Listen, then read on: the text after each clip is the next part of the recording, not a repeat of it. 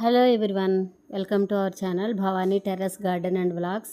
ఈరోజు నేను red capsicum ఒకటి తయారైందండి. అది హార్వెస్ట్ చేయడానికి టెర్రస్ మీదకి వచ్చాను. ఓకేనా, చూపిస్తాను ఇప్పుడు చూడండి.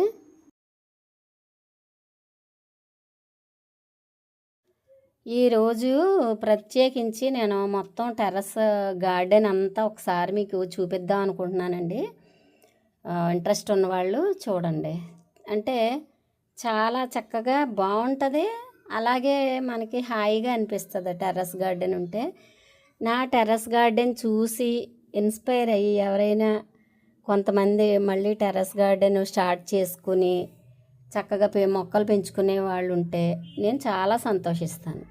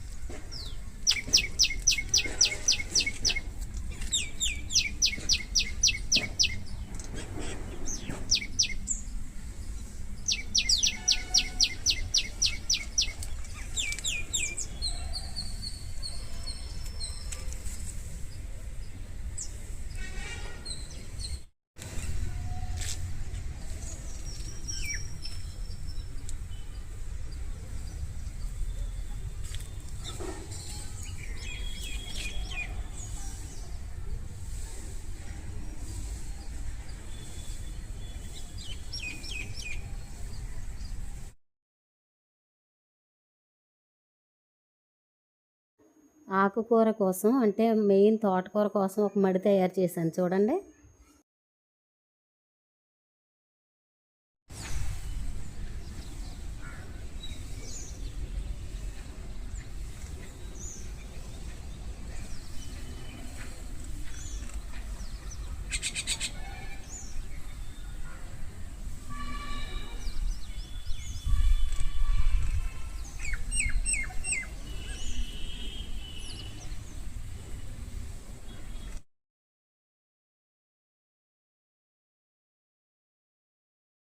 మళ్ళీ ఒక స్పూన్ ఆవుపిండి వేసానండి నిన్న.